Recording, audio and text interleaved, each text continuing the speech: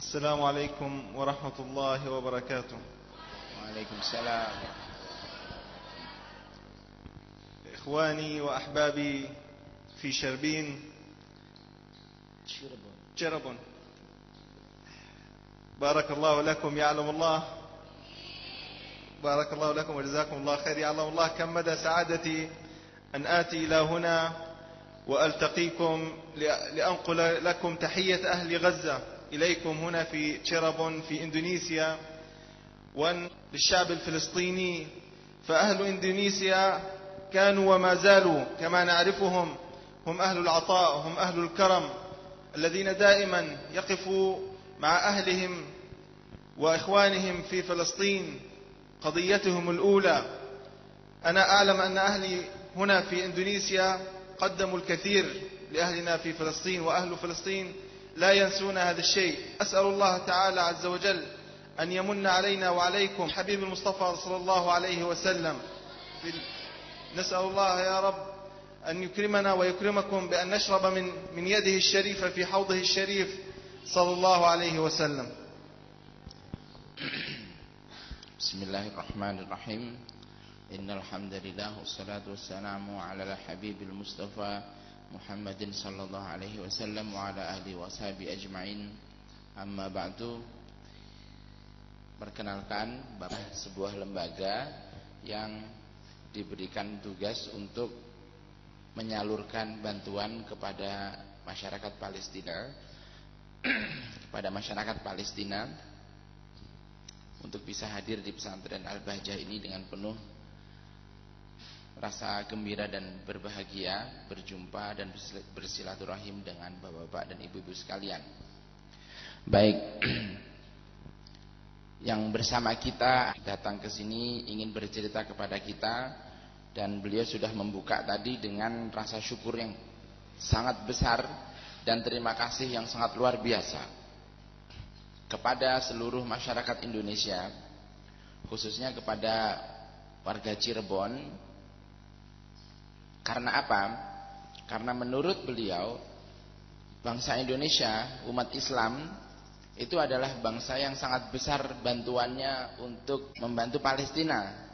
Dan dari antara sedikit itu Indonesia adalah salah satunya. Oleh karena itu Syekh Umar menyampaikan kepada seluruh bapak-bapak dan ibu-ibu sekalian, semoga pada suatu hari nanti setelah warga Indonesia dengan begitu mulia menerima tamu-tamu dari Palestina seperti ini, nanti dalam Masjidil Aqsa dan kemudian sholat di dalamnya. Dan sholat di dalam Masjidil Aqsa itu nilainya sama dengan 500 kali sholat di tempat manapun di dunia ini selain di Makkah dan Madinah.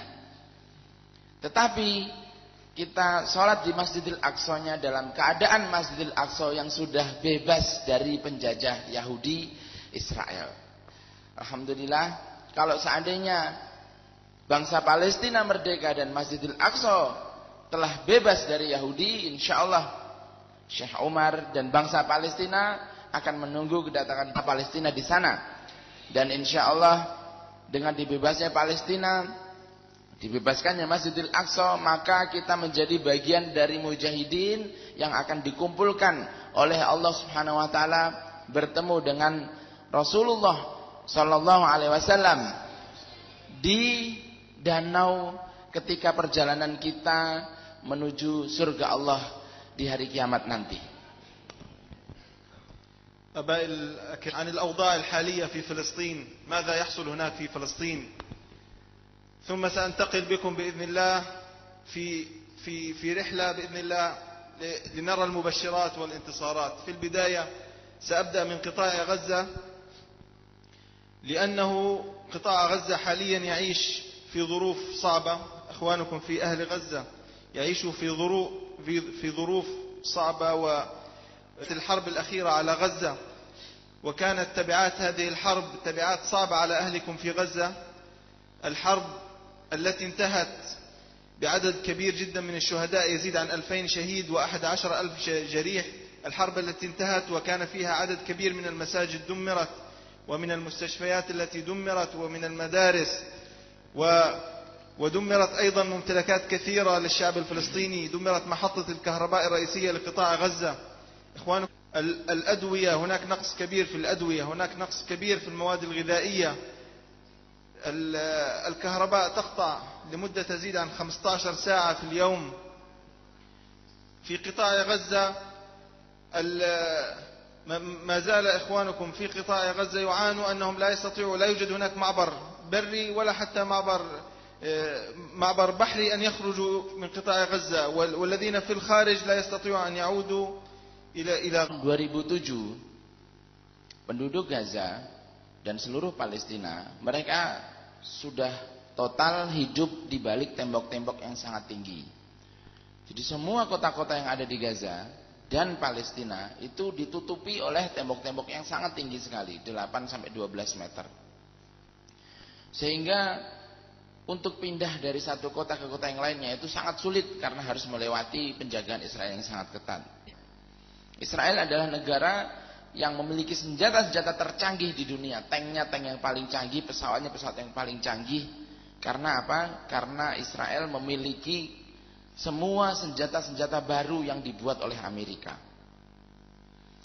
Jadi ini sebuah kota yang lebih kecil dari Cirebon, penduduknya lebih sedikit dari Cirebon, yang sangat miskin, itu pun harus dihajar oleh Israel, negara yang sangat kuat, yang ditakuti oleh semua negara-negara di dunia, termasuk negara-negara Islam. Sehingga yang terjadi kemudian, contohnya adalah peperangan yang terakhir, perang 51 hari. Gaza, listrik itu dalam satu hari hanya menyala sekitar dalam 15 sampai 18 jam, listrik itu tidak ada dalam satu hari. Jadi mereka hidup tanpa listrik dalam waktu 15 sampai 18 jam. Kemudian satu-satunya tempat yang menghubungkan Gaza dengan dunia luar itu ada satu pintu menuju Mesir. Tetapi Mesir menghalangi setiap orang Gaza untuk keluar dari Gaza atau orang Gaza yang ada di luar untuk masuk ke dalamnya. Jadi salah satunya adalah beliau meskipun bertemu dengan kakak-kakak dan adik-adiknya yang masih ada di sana. Dan mereka yang ada di sana pun juga tidak bisa keluar untuk bertemu dengan beliau dan orang tuanya.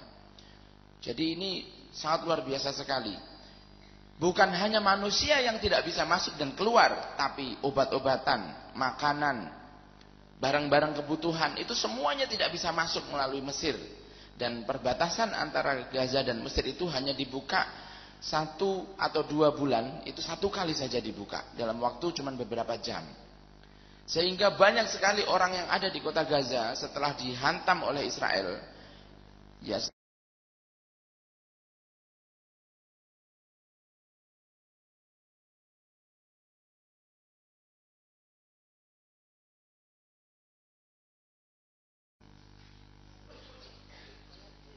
kabelnya nggak bisa.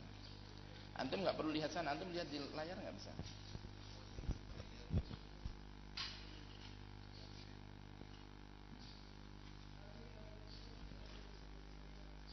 Antum nggak bisa lihat layar.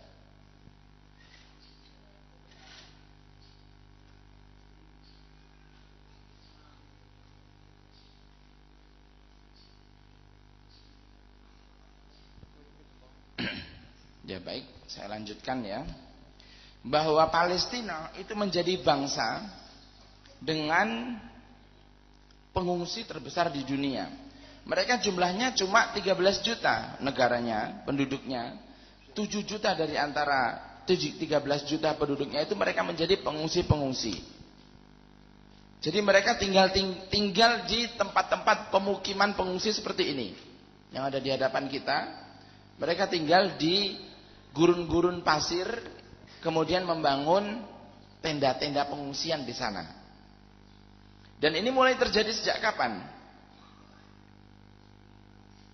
Sejak tahun 1948. Bukan 1 tahun, 2 tahun bapak-bapak dan ibu-ibu sekalian. Berpuluh-puluh tahun mereka tinggal di tenda-tenda pengungsian. Sampai-sampai tempat-tempat pengungsian ini kemudian berubah menjadi kampung-kampung yang sangat kumuh. Kampung-kampung yang sangat kotor di Palestina. Di sekitar Palestina, maaf. di Yarmuk, itu di Syria, di Yordania, di Libanon, ya, para pengungsi tersebar di seluruh di sekitar negara Palestina untuk menunggu kapan mereka bisa masuk lagi ke negaranya, dan itu tidak mungkin. Tidak mungkin dia berharap. Jadi seperti Syekh Umar ini salah satu dari 7 juta pengungsi yang sekarang hidup di luar Palestina dan tidak bisa bermimpi mereka kapan bisa kembali ke negaranya masing-masing. Kalau dulu penjajah Belanda datang ke negara kita, itu mereka tidak mengusir penduduknya karena Belanda membuat perkampungan baru, tidak. Beda dengan orang Israel. Israel datang dari seluruh dunia, masuk ke dalam Palestina, mengusir penduduknya, dan rumah-rumah perkampungan mereka itu sekarang sudah tidak ada, berubah menjadi kota. هذه المعاناة التي يعيشها الشعب الفلسطيني هي لسبب واحد فقط. إخوانكم في فلسطين هم خط الدفاع الأول عن قبلة المسلمين الأولى ومعراج الحبيب صلى الله عليه وسلم في ليلة الإسراء والمعراج، حيث أسري به من مكة إلى القدس وأعرج به إلى السماء من هنا من المسجد الأقصى. صلوا على الحبيب صلى الله عليه وسلم. صلى الله على محمد. اللهم صل وسلم عليه وبارك. هذا المسجد الأقصى يجب له مكانة كبيرة في قلوبنا وقلوبكم. هذا المسجد الأقصى هنا حدثت رحلة الإسراء والمعراج للرسول صلى الله عليه وسلم. أسري بالرسول صلى الله عليه وسلم من مكة إلى المسجد الأقصى. من مكة إلى المسجد الأقصى. لماذا أسري بالرسول صلى الله عليه وسلم من مكة إلى المسجد الأقصى؟ لماذا لم يعرج به مباشرة إلى السماء العليا؟ الله عز وجل قادر أن يعرج بالرسول صلى الله عليه وسلم من مكة إلى السماء، إلى سدرة المنتهى، لكن أراد الله عز وجل أن يبين أهمية المسجد الأقصى لجميع المسلمين، حيث أسري بأطهر خلق الله حبيبنا محمد صلى الله عليه وسلم إلى المسجد الأقصى، إلى أطهر أرض، وصلى بالأنبياء جميعا. هل تعرفون أن الرسول صلى الله عليه وسلم صلى بجميع الأنبياء؟ هذا كان علامة أن الرسول صلى الله عليه وسلم هو إمام الأنبياء والمرسلين، وهو خاتم الأنبياء والمرسلين، بمعنى أنه لا يوجد دين حقيقي على هذه الأرض إلا الدين الإسلامي، وأن ما جاء به الرسول صلى الله عليه وسلم يعني يختم الأديان السماوية جميعها. بني إسرائيل صلى وراءه موسى عليه السلام، صلى خلف الرسول صلى الله عليه وسلم. هذا يعني أن موسى عليه السلام يعني يصلي خلف الرسول صلى الله عليه وسلم، بمعنى أنه يوافقه أن هذا هو الدين المتمم. الرسول صلى الله عليه وسلم ربط دابة البراق.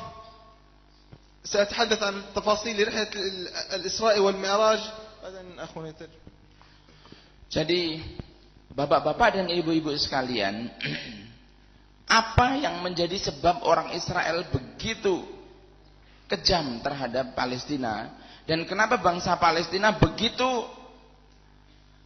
ngotot ya untuk bertahan di Palestina, tidak mau keluar dari sana, dan lebih baik mati, lebih baik berperang melawan Israel daripada menyerah. Persoalan intinya adalah karena ini adalah Masjidil Aqsa. Semuanya persoalan ini bermula dari perebutan Masjidil Aqsa. Sekarang pertanyaannya, kalau di Indonesia ada orang rebutan masjid, gampang menyelesaikannya. Yang satunya ngalah bikin masjid yang baru. Itu kalau di Indonesia. Tapi masalahnya, bagaimana kalau masjid yang dimaksudkan itu, yang diperebutkan itu adalah masjid yang kedudukannya sama seperti Masjidil Haram dan Masjid Nabawi? Apa bisa kita mengganti Masjidil Haram dengan masjid yang lain? Apakah mau kita mundur dari Masjidil Haram, diambil oleh orang kafir, ya, supaya kita bisa membuat masjid yang baru lagi yang sama seperti Masjidil Haram? Itulah dia yang menjadi pangkal utama dari semua peperangan ya, yang ada di Palestina, perebutan Masjidil Aqsa. Orang Yahudi ingin membangun tempat ibadah mereka di atas masjid kita. Dan menjadikan kota suci Al-Quds sebagai ibu kota mereka. Itu yang mereka mau. Dan kita menolak untuk menyerah atau memberikan tempat ini kepada mereka. Lebih baik kita tersiksa dan mati dan berperang melawan mereka. Itu yang terjadi di sana. Dan kita harus mengerti oleh karena itu, apa kedudukan masjid ini? Masjid ini gampangnya sama seperti Masjidil Haram, tidak ada bedanya. Ini adalah tempatnya Nabi Muhammad SAW mendapatkan kemuliaan dari Allah Subhanahu Wa Taala dengan peristiwa Isra dan Mi'raj. Di tempat ini, di masjid ini yang di bawah, ini namanya Masjid Qibli. Hadapan semua nabi-nabi dan rasul-rasul yang dibangkitkan oleh Allah Subhanahu Wa Taala sejak zaman Nabi Adam sampai Nabi terakhir sebelum Nabi Muhammad. Semuanya dibangkitkan. Di dalam hadis disebutkan jumlah seluruh nabi dan rasul yang sholat menjadi makmumnya Nabi Muhammad itu 300 rasul dan 124.000 nabi.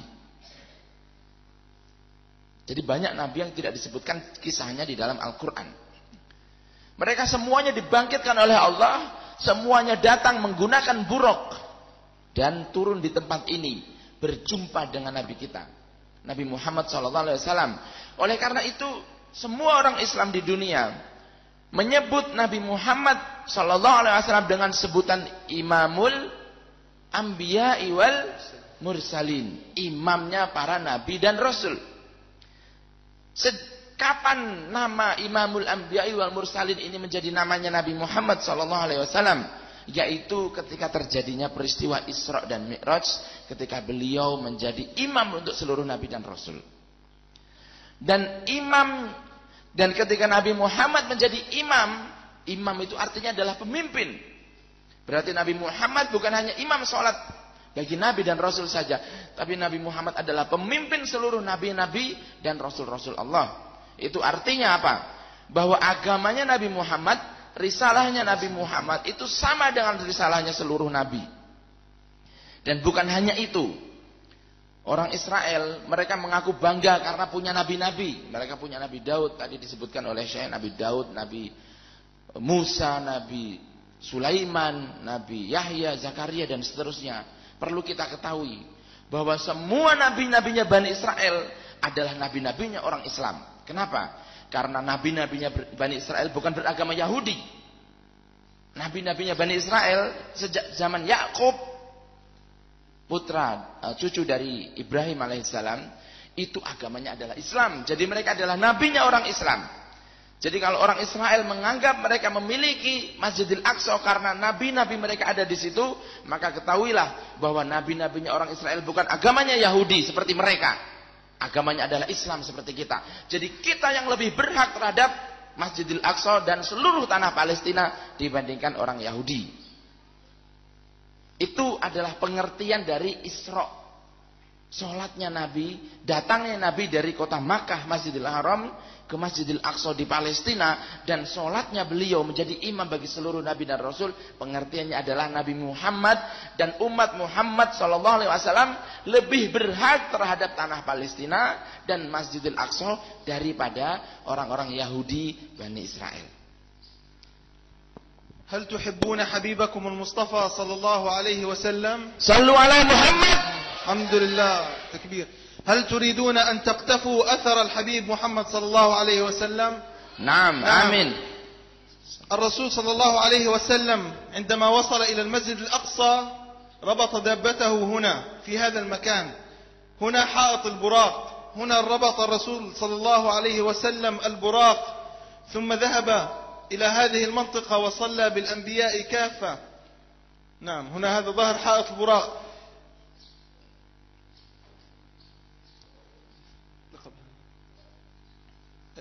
المسجد نعم المسجد الأقصى في البداية. نعم. هذه الساحة التي ربط فيها الرسول صلى الله عليه وسلم البراق الآن يصلي فيها اليهود. هي أصبحت مصلى لليهود هنا يدنسها اليهود. هل ترضون أن يدنس اليهود ساحة البراق؟ يسموها اليهود ساحة المبكى الآن، حتى الاسم غيروه.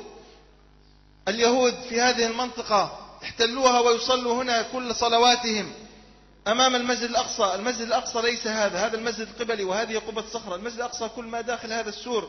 الرسول صلى الله عليه وسلم ربط البراق هنا، ثم انتقل الحبيب المصطفى صلى الله عليه وسلم من هنا إلى هذه المنطقة وصلى بالأنبياء كافة وسلم على الأنبياء، ثم توجه إلى قبة الصخرة أو إلى الصخرة التي أعرج بالرسول صلى الله عليه وسلم من هنا إلى سدرة المنتهى.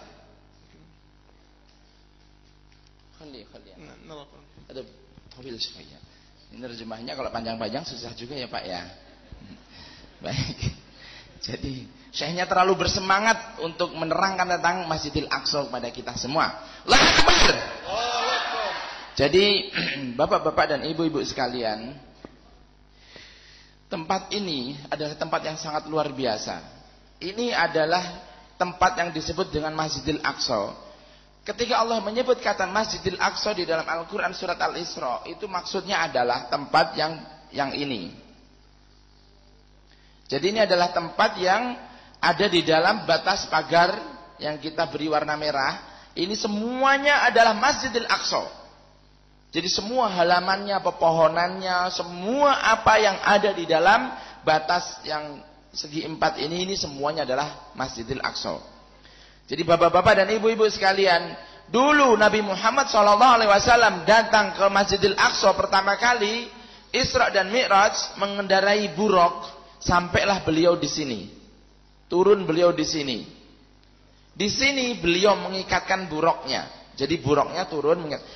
Ketika sampai di sana ternyata bukan hanya buruknya Nabi Muhammad yang ada di sana, tetapi ada buruk yang dikendarai oleh semua nabi-nabi dan rasul yang malam itu dibangkitkan oleh Allah untuk datang ke Masjidil Aqsa. Itu tempat mengikat buruk para nabi dan rasul malam Lailatul Isra dan Mi'raj. Jadi ini tempat yang sangat suci, tempat yang sangat mulia. Tapi apa yang dilakukan oleh Yahudi sekarang? Yang dilakukan oleh Yahudi sekarang adalah dia menggunakan tempat ini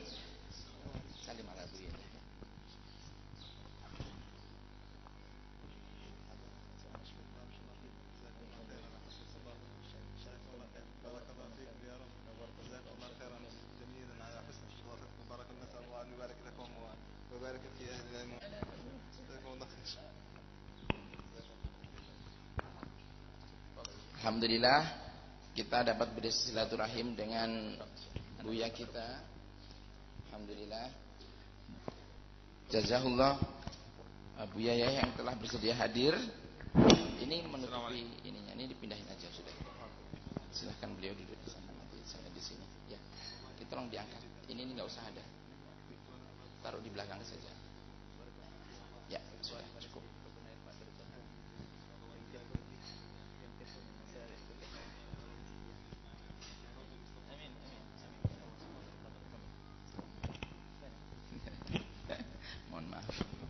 Izin.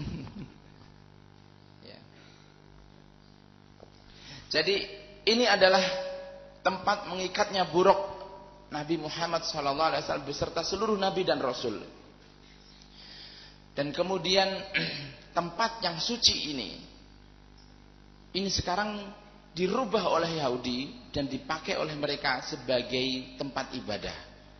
Jadi mereka beribadah di masjid kita, di masjid suci kita, tepatnya di tempat Nabi Muhammad SAW beserta seluruh nabi dan rasul meletakkan kendaraan-kendaraan buruknya, tunggangan-tunggangan buruknya untuk menjalankan perintah Allah di malam Lailatul Isra dan Mi'raj. Jadi ini sekarang sudah diambil oleh Yahudi. Syekh Umar bertanya kepada kita semuanya, bapak-bapak dan ibu-ibu sekalian, apakah kita rela tempat suci kita diambil alih oleh Yahudi dan dijadikan sebagai tempat ibadah kemusyrikan mereka? Apakah kita rela? Tidak mungkin kita rela. Inilah yang dari tadi Syekh mengatakan bahwa inti persoalan Palestina adalah Yahudi ingin merebut tempat suci kita. Dan sekarang mereka sudah beribadah tepat di dinding masjid buruk, masjid suci yang dipakai mengikat kendaraan buruknya oleh Nabi Muhammad SAW. Kenapa tempat ini dipakai oleh orang Yahudi? Karena Yahudi ingin menghapuskan bekas-bekas peninggalan Isra dan Mi'raj. Dengan peristiwa Isra dan Mi'raj menjadi disahkan oleh Allah Subhanahu wa taala menjadi pemilik Masjidil Aqsa. Gitu. Yang mewarisi Masjidil Aqsa. Dan kita dengan peristiwa Isra dan Mi'raj, kitalah yang berhak untuk mengklaim Masjidil Aqsa.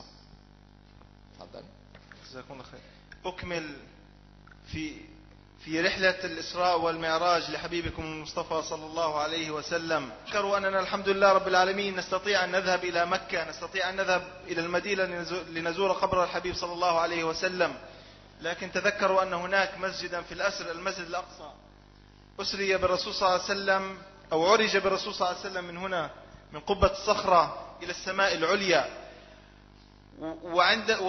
وفي معراجه في البراق كان ينتقل من سدرة إلى سدرة ومن طبقة إلى طبقة، كان يمر بالأنبياء في السماء الثالثة والرابعة والخامسة، عندما وصل إلى كليم الله موسى عليه السلام. موسى عليه السلام كلم الله عز وجل مرتان، وهو كان في أسمى طبقات الأنبياء، ولم يظن أن هناك أحد من الأنبياء سيسبقه. أتى رسول الله صلى الله عليه وسلم وحبيبكم المصطفى صلى الله عليه وسلم وألقى على موسى السلام وذهب وأكمل، حتى جبريل عليه السلام لم يصل إلى ما وصل إليه الرسول صلى الله عليه وسلم. قابل الرسول صلى الله عليه وسلم ربه في سدرة المنتهى. حبيبكم المصطفى صلى الله عليه وسلم أعرج به إلى السماء من هنا. أرض فلسطين أو المسجد الأقصى هو معراج حبيبكم المصطفى صلى الله عليه وسلم. هذه بركة الإسراء والمعراج، هي بركة من المسجد الأقصى وبركة من حبيبكم المصطفى صلى الله عليه وسلم. هذه الإسراء والمعراج جعلت هناك قدسية لهذا المكان وبركة. في سورة الإسراء يقول الله عز وجل بعد أعوذ بالله من الشيطان الرجيم بسم الله الرحمن الرحيم: سبحان الذي أسرى بعبده ليلا من المسجد الحرام إلى المسجد الأقصى الذي باركنا حوله. إذن المسجد الأقصى منبع للبركة. المسجد الأقصى ما حوله مبارك، فما بالكم بالمسجد الأقصى؟ ما بالكم يا أخواني بمن يقوم ويساند المسجد الأقصى؟ جزاكم الله خيرا لكل من يساند ويقف بالمسجد الأقصى، ستصيبه بإذن الله من بركة المسجد الأقصى. صلوا على محمد. اللهم صل وسلم على سيدنا محمد. Subhanallah. Jadi Syekh menceritakan peristiwa yang sangat luar biasa bagi kita semuanya. Jadi kata Syekh, setelah Nabi Muhammad SAW selesai dari Masjid Qibli, tadi masjidnya, coba sebentar. Dari Masjid Qibli, sholat bersama seluruh Nabi dan Rasul di sini. Lalu Rasulullah berjalan ke sini. Nah, ke tempat ini. Tentu saja pada saat itu masjid ini belum ada. Membawa buruknya. Dan kemudian di bawah masjid ini ada batu, bapak-bapak dan ibu-ibu sekalian, batu karang. Seperti ini batu karangnya. Jadi batu karang ini kalau di Makkah itu ada batu namanya Hajar Aswad. Sama seperti Hajar Aswad, di Masjidil Aqsa juga ada batu karang. Ini adalah satu dari bebatuan surga yang diturunkan oleh Allah ke muka bumi. Di tempat inilah dulu Nabi Muhammad SAW menginjakkan kakinya, membawa kendaraannya buruk, naik ke sini buruknya, dan kemudian Rasulullah menunggangi, mengendarai, naik ke atas punggung buruknya. Ini tampak dari atas seperti ini batunya besar ya, ini pas berada di bawah kubah. Dari atas buruk inilah kemudian Rasulullah memenuhi panggilan Allah Subhanahu wa taala, undangan dari Allah Subhanahu wa taala untuk berjumpa dengan Allah dari atas langit ketujuh, dan beliau naik terbang dari sini ke atas berjumpa dengan Allah Subhanahu wa taala. Lalu Rasulullah Muhammad SAW menembus seluruh sallallahu alaihi wasallam menembus seluruh langit-langit. Ada 7 lapisan langit di atas kita. Langit pertama, langit kedua. Di setiap langit beliau berjumpa dengan nabi-nabi. Sampai kemudian di salah satu dari lapisan langit Rasulullah berjumpa dengan Nabi Musa alaihissalam. Salah satu dari nabinya Bani Israel. Nabi Musa adalah nabi yang pernah diajak berbicara oleh Allah sebanyak 2 kali. Ketika beliau masih diutus di dunia. Sehingga dulu Nabi Musa itu percaya bahwa aku adalah nabi yang paling hebat. Mengapa? Karena tidak ada nabi lain yang diajak bicara kecuali aku. Ya, di dunia. Jadi Nabi Musa membanggakan dirinya sebagai nabi yang diajak bicara oleh Allah. Tanda kemuliaannya Nabi Musa. Sampai bertemunya Nabi Musa alaihissalam dengan Nabi Muhammad di dalam perjalanan Isra dan Mi'raj sallallahu alaihi wasallam. Nabi Musa baru sadar, oh ternyata ada nabi yang lebih tinggi kedudukannya dari aku. Kenapa? Karena Nabi Muhammad sallallahu alaihi wasallam ternyata sedang berada di dalam perjalanannya berjumpa dengan Allah Azza wa Jalla di tempat yang sangat tinggi untuk menerima perintah dari Allah Subhanahu wa taala. Ternyata Nabi Musa ya, kedudukannya masih di bawah Nabi Muhammad, Khatamul Anbiya wal Mursalin, Sayyidul Anbiya wal Mursalin sallallahu alaihi wasallam. Lalu kemudian Nabi Muhammad sallallahu alaihi wasallam masuk bertemu mencapai tempat di atas langit ke-7. Jadi ada tempat yang itu berada di atas langit ke-7, tempat yang tertinggi. Dikawani oleh Jibril alaihissalam. Tetapi setelah sampai ke sana, Jibril pun tidak bisa masuk ke sana. Hanya Nabi Muhammad SAW saja yang masuk ke sana. Dan kemudian Nabi Muhammad masuk ke dalam tempat itu. Tempatnya apa namanya Bapak dan Ibu-ibu? Sidratul Muntaha. Masuk Nabi Muhammad SAW ke dalam Sidratul Muntaha. Tempat yang malaikat Jibril saja tidak pernah masuk di dalamnya.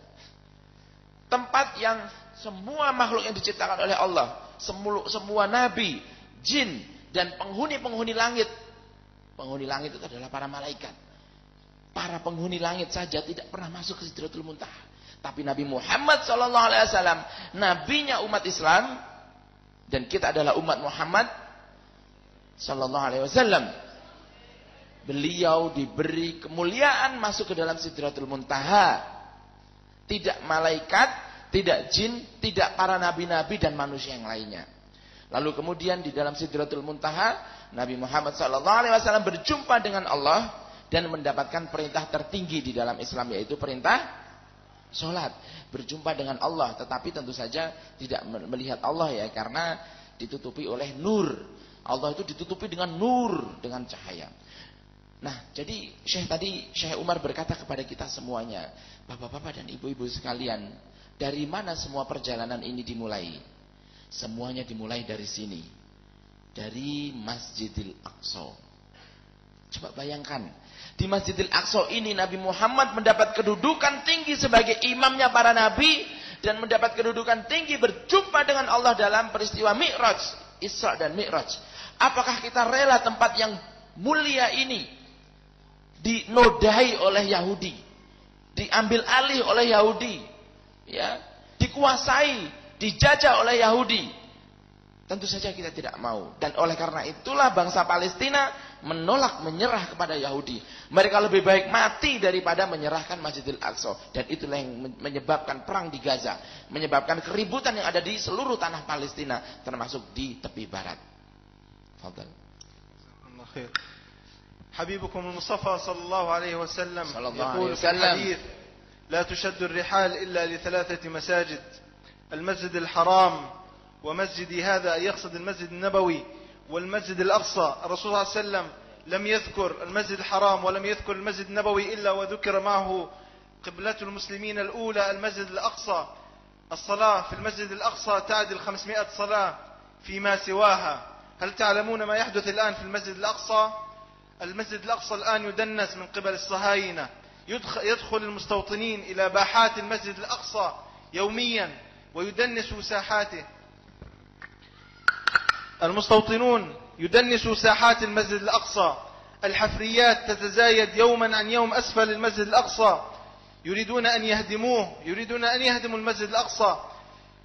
يحاولوا أن يخرجوا بقرار تقسيم بين المسلمين واليهود، يجعل المسجد الأقصى الذي أسري إليه الرسول صلى الله عليه وسلم أن يجعلوه قسمين، قسم للمسلمين وقسم ليكون معبد يهودي. المقدسيين لا يسمح لهم حتى بالدخول.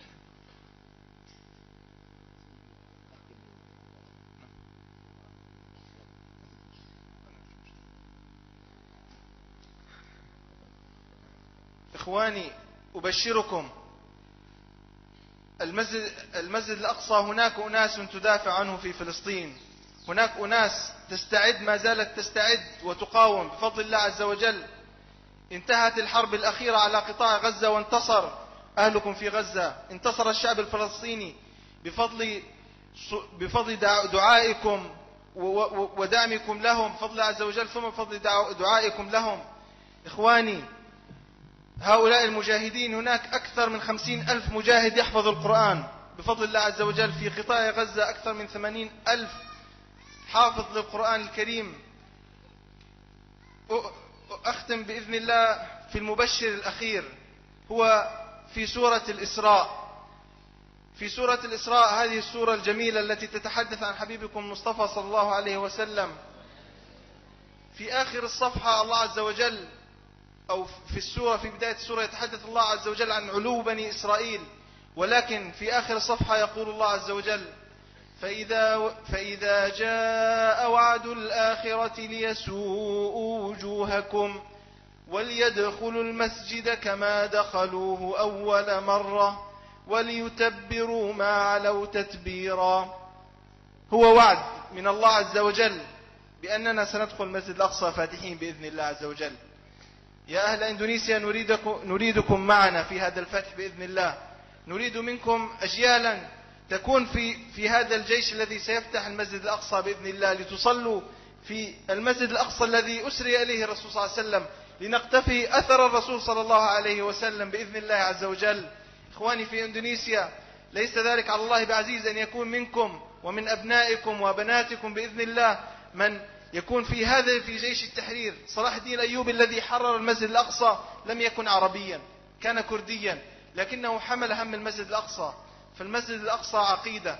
نسأل الله عز وجل في ختام هذا المجلس أن يجمعنا في المسجد الأقصى فاتحين، وأن يجمعنا في حوض المصطفى صلى الله عليه وسلم.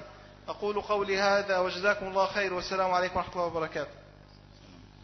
Jadi sebagai penutupan, Syekh Umar berkata kepada kita semuanya bahwa di dalam peperangan 51 hari kemarin di bulan Ramadan, alhamdulillah Allah Subhanahu wa taala menurunkan kemenangan untuk kaum muslimin di Palestina, di Gaza.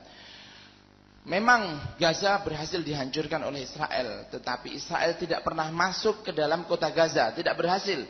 Mereka hanya bisa masuk berjalan sepanjang 2 km ke dalam kota Gaza dan membuat mereka tidak bisa menyentuh atau masuk lebih dari 2 km saja. Kaum muslimin yang dirahmati oleh Allah, Syekh berkata bahwa kenapa para pejuang, para mujahidin di kota Gaza berhasil memukul mundur Israel. Ketahuilah bahwa penduduk Gaza lebih kecil dari penduduk kabupaten atau kota Cirebon. Jumlahnya hanya 1,8 juta saja. Dan tempatnya juga sangat kecil kota Gaza itu. Tetapi dari 1,8 juta penduduk itu, 80.000 diantaranya adalah para penghafal Quran. Dan dari 80.000 penghafal Quran itu, 50.000 diantaranya adalah para mujahidin, para pejuang-pejuang Gaza. Jadi semua orang yang berjihad di Gaza, mereka adalah para penghafal Quran. Karena mereka berjihad sebagai penghafal Quran, maka tentu saja Allah Subhanahu wa taala menurunkan bala bantuan. Allah berada di balik para mujahidin.